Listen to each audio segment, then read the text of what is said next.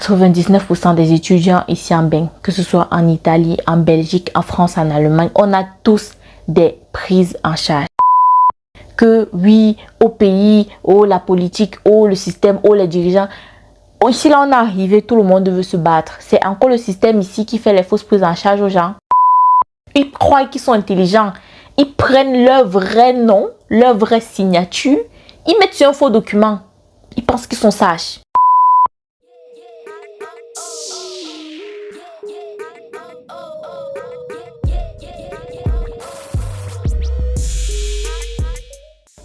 Hello, je suis Céline Diallo et bienvenue dans Connaître l'Allemagne. Alors ici on parle de tout ce qui tourne autour de l'Allemagne, de près comme de loin. On parle des procédures d'immigration pour arriver en Allemagne, de la culture allemande, de la vie en Allemagne. Donc si ça t'intéresse, tu peux t'abonner et tu peux activer la cloche de notification. Aujourd'hui on va parler d'un sujet qui ne concerne pas directement l'Allemagne. On va parler des fausses prises en charge. Je ne sais pas si vous avez remarqué, mais si vous êtes Camerounais, je suis à peu près sûre que vous avez eu l'occasion de voir le sujet sur la toile parce que ça chauffait énormément sur Facebook ces 2-3 derniers mois. Il y a énormément d'étudiants de Belgique qui se sont plaints d'avoir eu des fausses prises en charge. Et moi, je me sens directement concernée par le sujet parce que 99% des étudiants ici en Bain, que ce soit en Italie, en Belgique, en France, en Allemagne, on a tous des prises en charge. On a tous des prises en charge. Donc quand je vois mes collègues de la Belgique qui ont ce problème là, je me dis ça pourrait être moi, ça pourrait être toi, ça pourrait être n'importe lequel d'entre nous. Et je suis étonnée en fait du fait qu'il y ait si peu de personnes qui prennent la parole sur le sujet. C'est-à-dire que il y a beaucoup de personnes directement concernées, dont les victimes. Les victimes qui viennent sur la toile avec le sujet, mais hormis de ça, je vois pas beaucoup d'engouement au niveau du sujet, alors que c'est un truc tellement grave. Il ne s'agit pas que d'une seule personne isolée qui vient se plaindre, mais on parle des dizaines et des dizaines d'étudiants de Belgique qui viennent se plaindre. Donc ça veut dire que il y a tout un réseau derrière les fausses prises en charge en fait. Ça veut dire que c'est pas quelque chose d'anodin, c'est pas une personne isolée qui a fait un truc, mais c'est tout un réseau. Un ensemble de têtes vides, d'idiots, de personnes bizarres qui sont partis dans leur truc maléfique là, dans leur jardin secret maléfique, qui ont fait des faux documents et qui ont partagé aux étudiants de Belgique. Et là, on se retrouve avec des dizaines et des dizaines de personnes qui sont dans les problèmes jusqu'au cou. Il y a des personnes, j'ai entendu dire, qui ont aussi été rapatriées par rapport à ça. Il y a des personnes qui ont raté leurs examens. Je suis sûre. Ça, j'ai pas vu sur Facebook, mais je suis sûre. Parce que quand tu es en situation de stress intense, tu n'es plus en pleine capacité de tes moyens. Est-ce que c'est ça la communauté qu'on va avoir en fait? On a quitté le Cameroun. On s'est plaint du système. On a dit que oui, mais la politique, oh, les dirigeants et tout ça. Non, mais c'est pas normal. Trop de dictature. On vient même parce que tout le monde veut réussir. Nous tous, on va avoir une vie meilleure. Nous tous, on veut évoluer, on veut aider notre famille, on veut construire des immeubles, nous tous on veut réussir. Mais il y a des individus qui arrivent à faire ce genre de choses à leurs petits frères. Je me dis, mais dans quel monde est-ce qu'on est? En fait, parce que pour vous expliquer en fait le contexte, ce n'est pas n'importe qui peut faire une prise en charge. C'est pas n'importe qui. Il faut avoir un certain profil pour pouvoir faire une prise en charge. La prise en charge, ce sont les personnes qui ont une situation financière stable. Ce sont les personnes qui ont un travail, qui parfois sont mariées, qui ont une femme, qui ont des enfants. Ce sont des personnes qui gagnent suffisamment d'argent de sorte à ce que l'État dise que voilà, tu as suffisamment d'argent pour toi ou pour tu peux prendre encore une autre personne en charge. Ce sont ce genre de personnes, c'est ce type de profil-là qui peuvent faire la prise en charge. Donc imaginez un grand frère, un tonton qui est déjà qui a déjà sa petite stabilité. Tu viens le voir, tu dis que tonton, pardon, fais-moi la prise en charge aussi. C'est lui qui t'amène dans le Tchouki. C'est lui qui te fait être rapatrié demain. Mais est-ce que c'est encore le système là actuellement? Vous allez me dire, est-ce que c'est le système actuellement? Que oui, au pays, oh la politique, oh le système, oh les dirigeants, Ici, là, on est arrivé, tout le monde veut se battre. C'est encore le système ici qui fait les fausses prises en charge aux gens. C'est encore le système. Quand on vous dit que le sous-développement, c'est pas une histoire d'attitude, mais c'est une histoire de mentalité. Vous pensez que c'est la blague. Regardez ce que vous faites quand vous arrivez en bain. Quand vous avez déjà réussi. En plus, ce qui m'énerve, c'est que ce ne sont même pas les gens lambda comme nous, là, les pauvres étudiants, qu'on demande le sel à la voisine pour terminer de préparer notre nourriture. Non, ce ne sont pas les gens comme nous, les va-nu-pieds comme nous aussi, là. Non, ce sont les personnes qui ont déjà un certain profil. Donc, tu as réussi. Tu empêches tes petits de réussir, en fait. Donc, toi, tu as réussi. Nous aussi, on ne doit pas réussir. Non, nous, on est des enfants de, je ne sais pas trop, on nous a ramassé quelque part. On n'a pas le droit aussi de réussir, d'atteindre ton niveau de vie. Les qui font même ça, en fait. Donc, tu t'assois et tu dis que tu vas bousiller la vie des gens. Parce qu'il ne s'agit pas ici que d'escroquer 1000 euros à une personne. Mais il s'agit ici d'hypothéquer le futur de quelqu'un, le futur de toute une famille même. Parce que souvent, ce sont les familles qui cotisent pour envoyer une personne en Europe. Donc, tu dis que à ta pleine âme et conscience, la personne là ne mérite pas d'être ici en Europe. La personne ne mérite pas de réussir. Ce n'est pas qu'un simple 1000 euros, mais c'est le titre de séjour de la personne qui est en jeu. Sans titre de séjour, tu n'as plus de raison d'être ici. Et donc, du coup, on te rapatrie. Et moi, j'aimerais m'adresser aux différentes victimes des fausses prises en charge là. N'ayez pas honte ou n'ayez pas peur de porter plainte contre ces personnes-là.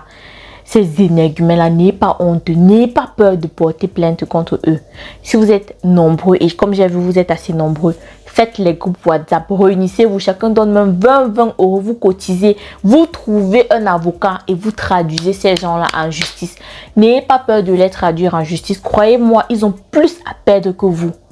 Parce que beaucoup de gens ont peur d'aller en justice parce qu'ils se disent que oh, la prise en charge, j'ai dit que c'était mon cousin alors que c'est pas vraiment mon cousin et tout. Ils ont peur de ça et du coup ils ne vont pas en justice avec la personne. Mais croyez-moi, mentir sur sa fraternité, c'est moins grave que de falsifier un document officiel de l'État. Parce que eux, comme j'ai dit, ils ont plus à perdre que toi, que vous. Et ils sont tellement bêtes, stupides, parce qu'ils croient être intelligents. Ils croient qu'ils sont en train de faire le business. Pendant que les gens vont au pays faire la pisciculture, l'agriculture, eux, ils font le business sur la vie, sur le futur, sur l'avenir des gens. Ils croient qu'ils sont intelligents. Ils prennent leur vrai nom, leur vraie signature, ils mettent sur un faux document. Ils pensent qu'ils sont sages. Mais en vérité, ils ne sont pas sages. Parce que vous pouvez les avoir comme ça. Comme je vous dis, trouvez-vous un avocat, ne laissez pas ces gens-là partir. Tu ne peux pas dire que tu fais le business sur l'avenir de quelqu'un. C'est pas normal. Et l'avocat là va vous trouver une raison, trouble psychologique, tout ça vous mettez. Si vous avez raté vos prüfs, vos examens, vous mettez ça. Si vous avez les problèmes psychologiques qui ont suivi, si vous n'arrivez plus à travailler, mettez ça. Faites un dossier. Vous êtes 20, vous êtes 30, vous êtes très nombreux. Vos voix vont compter. Mettez-vous ensemble et traduisez-moi ce réseau de criminels là. Et c'est eux qu'on va rapatrier. Ne laissez pas les gens là s'en sortir et ne restez pas dans le silence en croyant que non, si vous partez en justice, c'est vous qu'on va arrêter. Par exemple, quand tu es au pays et que tu veux venir en Europe, moi je prends le cas de l'Allemagne parce que c'est le cas que je maîtrise le mieux. Quand tu veux venir en Allemagne et que tu veux venir par prise en charge, qu'est-ce qu'ils font? Ils vérifient la paternité de la personne qui te fait la prise en charge quand tu es encore au Cameroun. Parce que ce qui s'est passé avec ma soeur, c'était mon oncle qui lui a fait la prise en charge. On lui a demandé l'acte de naissance de mon oncle et l'acte de naissance de mon père pour prouver qu'ils sont effectivement frères. Il fallait qu'on voit le nom du père et le nom de la mère sur les différentes actes de naissance. Il fallait que ce soit les mêmes en fait pour être sûr que c'est effectivement son oncle. Et on lui a même demandé de faire l'arbre généalogique de la famille. Bref, plein de petites vérifications qu'on lui a demandé de faire avant d'arriver ici. Mais une fois que tu es ici là, et que tu vas aller renouveler ton séjour, on te demande la prise en charge. Dès que tu apportes la prise en charge, ils ne font pas toutes ces vérifications-là. Comme pour dire qu'à partir du moment où tu es déjà ici en bain et que tu apportes une prise en charge, on sait que la personne peut haften vis-à-vis de toi. Haften, ça veut dire que la personne peut se porter garante de toi. Que s'il y a quelque chose qui est avec toi, vu que la personne a signé, a mis son nom et a signé, on peut venir la voir s'il y a un problème par rapport à toi. C'est tout ce qu'on veut. On ne fait pas les vérifications de procédure de est-ce que c'est vraiment ton cousin et tout. Parce qu'en vérité, croyez-moi, ils s'en foutent. Parce que s'ils ne s'en foutaient pas, ils auraient fait les mêmes vérifications qu'ils ont faites quand on était encore au pays. Donc ce n'est même pas ça le plus grave. Le plus grave, ce n'est pas que peut-être la personne qui vous a signé la prise en charge, ce n'est pas votre vrai cousin ou votre vrai frère ou votre vrai... Le plus grave, c'est que les personnes qui vous ont fait les prises en charge là ont falsifié un document officiel de l'État. C'est ça qui est le plus grave. Ne les laissez pas passer. Parce que demain, ces gens-là feront du mal à vos petits frères. Ils vont se calmer pendant 3 ans, 5 ans. Après, ils vont recommencer. Parce que ce sont les personnes qui sont foncièrement méchantes. Les gens sont même bizarres. Ils vont ramasser les malédictions comme ça. Après, leur vie ne va même plus donner. Ils vont pas savoir pourquoi. Et j'ai aussi entendu parler de quelques cas de personnes qui ont fini par être rapatriées. Je trouve ça dommage parce que, d'après ce que j'ai lu, lorsque l'État constate que vous avez fait une fausse prise en charge, on vous envoie un courrier, on vous demande de renvoyer une nouvelle prise en charge dans les 2 semaines. Donc ça veut dire que vous avez 2 semaines pour trouver une nouvelle prise en charge, les amis. Pourquoi arriver jusqu'au niveau du rapatriement?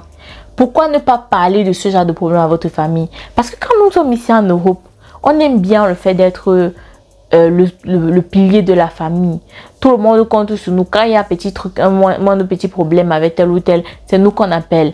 Donc on sait que c'est sur nous que la famille compte. Mais après, quand tu sens que c'est chaud, il faut pas avoir peur. Il faut pas avoir honte de dire à ta famille que comme vous voyez là, non, c'est chaud.